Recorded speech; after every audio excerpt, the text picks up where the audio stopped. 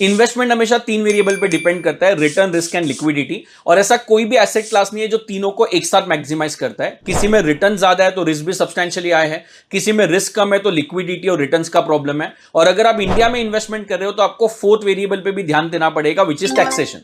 Because अगर आपने taxation को इग्नोर किया तो लॉन्ग टर्म में कंपाउंडिंग के इफेक्ट की वजह से आपके एक्चुअल रिटर्न और एक्सपेक्टेड रिटर्न में सब्सटेंशियल डिफरेंस हो सकता है। इतना ही नहीं, कौन से एसेट क्लास में आपको इन्वेस्ट करना है वो आपकी एज पे भी डिपेंड करता है। और इसीलिए ये सीरीज में मैंने आपके एज के अकॉर्डिंग इन्वेस्टमेंट को 4 फेज में डिवाइड किया है। What are those, let us find out. Phase 1 is human capital deployment. यहाँ पे 21 से 28 एज ग्रुप वाले लोग आते हैं। ये फेज में आपके पास फाइनेंशियल कैपिटल ऑलमोस्ट जीरो होता है, बट आपके पास ह्यूमन कैपिटल मैक्सिमाइज होता है।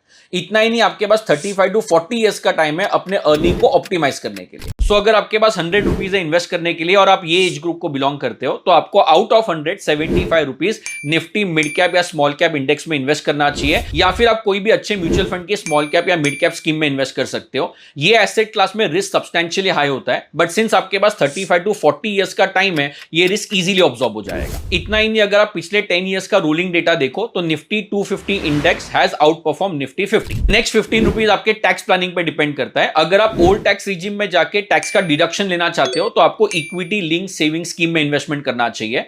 बट अगर आप न्यू टैक्स रिजिम में कोई डिडक्शन नहीं ले रहे हो तो आपको फ्लेक्सी कैप म्यूचुअल फंड में इन्वेस्टमेंट करना चाहिए, जहां पे फंड मैनेजर मार्केट सिनेरियो के हिसाब से इन्वेस्टमेंट्स अलॉट करते हैं। सो बेसिकली फर्स्ट 90 रुपीज आपने इक्विटी क्लास में इन्वेस्ट किया है। नेक्स्ट 5 रुपीज आपको इलेक्ट्रॉनिक गोल्ड रिसीट्स में इन्वेस्टमेंट करना चाहिए। इसमें कोई बड़ा रिटर्न्स तो नहीं मिलेगा, बट आपकी एक सॉलिड इन्वेस्टमेंट हैबिट डेवलप हो जाएगी। ईजीआर आप डायरेक्टली मार्केट से खरीद सकते हो, और सिंस सिक्योरिटीज है उसके ऊपर कोई जीएसटी एप्लीकेबल नहीं होता है, सिर्फ आपको एक स्मॉल ब्रोकरेज देना पड़ेगा। लास्ट 5 रुपीज आपको लिक्विड फंड में इन्वेस्ट करके 3 टू 6 मंथ्स का इमरजेंसी एक्सपेंस का बफर क्रिएट करना चाहिए। इसमें जो रिटर्न्स है वो आपके सेविंग्स बैंक अकाउंट से मार्जिनली हाई होता है, और इसका जो रिडम्पशन है वो भी सिर्फ T+1 डे का है। ये स्टेज पे आपको एफडी में इन्वेस्टमेंट अवॉइड करना चाहिए, because post tax and post inflation अगर आप एफडी का रिटर्न्स देखो तो ऑलमोस्ट जीरो या नेग्लिजिबल होता है। तो बेसिकली आपने 90% इक्विटी में इन्वेस्ट किया है, 5% आपने ईजीआर में हैबिट डेवलप करने के लिए इन्वेस्ट किया है, और 5% आपने अपने इमरजेंसी फंड के लिए इन्वेस्ट किया है। तो अगर आप 21 टू 28 एज ग्रुप में बिलोंग करते हो तो please share this reel with your friends.